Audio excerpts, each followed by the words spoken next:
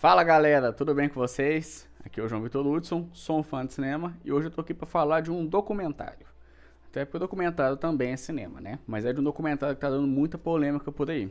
Tô falando de Apocalipse nos Trópicos, novo filme da diretora Petra Costa, que em 2019 lançou o ótimo Democracia em Vertigem, que foi até indicado ao Oscar de melhor documentário, né? Pra quem não sabe ainda, eu cresci em família evangélica, né? Então esse filme ele bate diferente pra quem já fez parte do meio, né? Antes da análise, eu peço encarecidamente que você curta o meu vídeo, né? Se inscreva no canal, ative as notificações do sininho e comenta alguma coisa aí embaixo. Hoje eu quero que vocês comentem aí, Silas Malafaia é o equivalente evangélico de Maquiavel. É, rapaz, não é fácil não. Bora lá?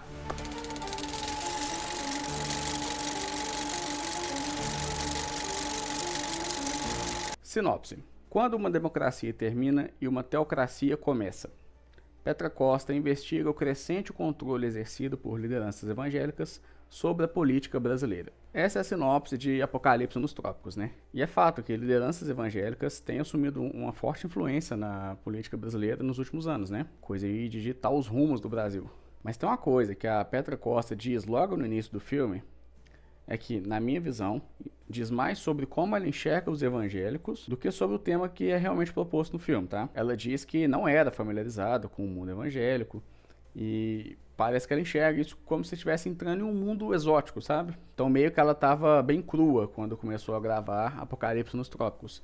E ela começou há muito tempo, viu? Lá em 2016. E o que estava acontecendo naquele mesmo ano? Bom, o impeachment, né? Em uma das primeiras cenas, antes de uma sessão no Congresso, no período do impeachment da Dilma, a gente vê o Cabo Daciolo entregando uma Bíblia para a cineasta, né? E ele diz para ela que é para ela começar a ler do Novo Testamento, e ele explica o motivo. E isso também é algo que diz muito sobre o que é a igreja evangélica moderna, né? Quando eles querem converter novos cristãos, eles pedem que o recém-convertido ele comece a ler a partir do Novo Testamento para que vejam que Cristo é a única solução para salvar a pessoa de uma vida pecaminosa, certo? Isso quer dizer então que tem que ignorar todo o Velho Testamento, que é uma parte muito, a maior parte da Bíblia é o Velho Testamento, né? Que mostra um Deus mais duro, mais radical, né? E é importante mostrar isso logo no começo, porque o que vemos em seguida das lideranças evangélicas ao longo do filme é justamente uma postura mais radical, né? Às vezes até vingativa. E bem, o foco aqui é mostrar como as lideranças evangélicas buscaram e conseguiram fazer parte da política, né?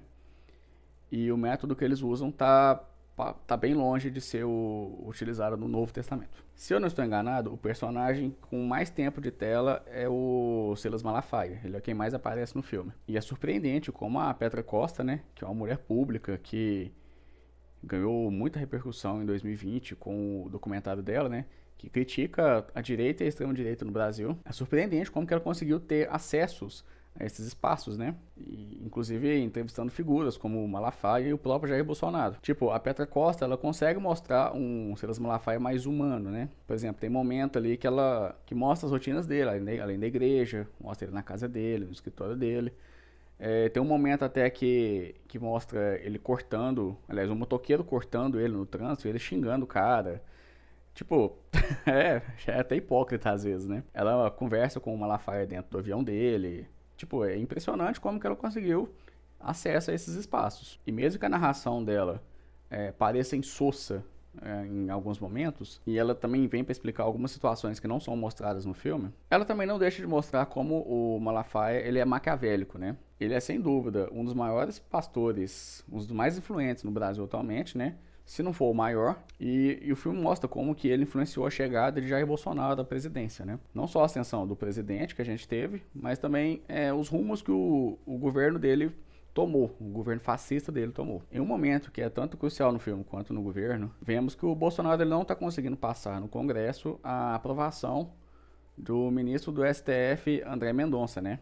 Que seria o ministro evangélico que ele prometeu durante a campanha dele. E o Malafaia, né, nosso Maquiavel, ele diz que brigou com o Bolsonaro para que isso acontecesse, né? Porque, segundo ele, foi o povo evangélico quem colocou ele no poder e com a mesma força seria capaz de tirá-lo de lá, já que essa não nomeação do ministro evangélico que ele tanto prometeu, né?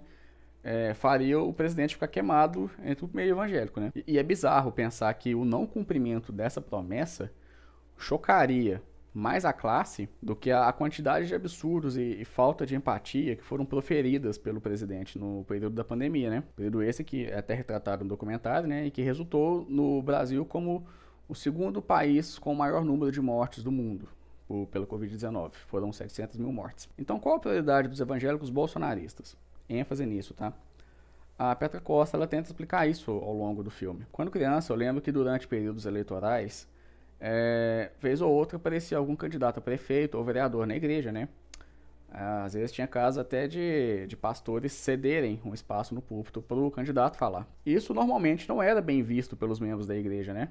Principalmente os mais antigos. Pô, misturar religião com política, isso é uma heresia, né? Mas ao longo dos anos foi acontecendo que um ou outro candidato foi sendo eleito, né? E espaços que até então eram governados por elites políticas, especialmente católicas, né? Começavam então a abrigar essa classe que supostamente era marginalizada, né? Acontece que os governos petistas, que, veja bem, sempre tiveram um ou outro componente evangélico na composição, e a diretora faz questão de frisar isso, né? Os governos petistas, eles começaram a fazer políticas que abrangiam outras classes marginalizadas, como, por exemplo, os LGBTs, né? E isso fez surgir figuras como Jair Bolsonaro, que se converteu evangélico mais por conveniência do que por sua suposta fé. Tudo isso é exposto no filme, assim como diversas contradições ditas pelo candidato evangélico, né? O homem de Deus, Jair Messias Bolsonaro, né?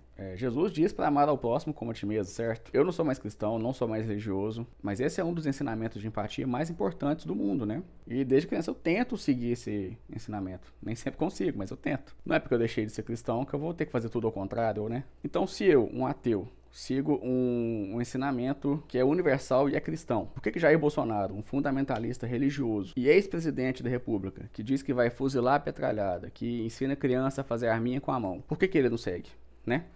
Por que ele não segue? Qualquer cristão, seja católico, evangélico, ortodoxo, vai confirmar que aquele ensinamento, de amar ao próximo como a ti mesmo, é um dos principais mandamentos de Cristo. O nome do filme é Apocalipse nos Trópicos, né?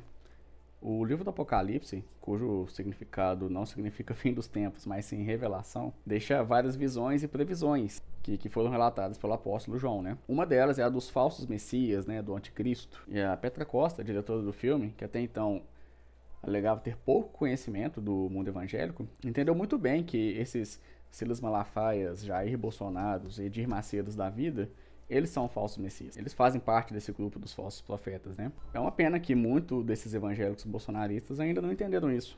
Porque, aparentemente, criticar o pastor e o político de estimação delas causa mais repúdios do que ver os ensinamentos de Jesus serem pisoteados por frases como "eu não sou coveiro", tá?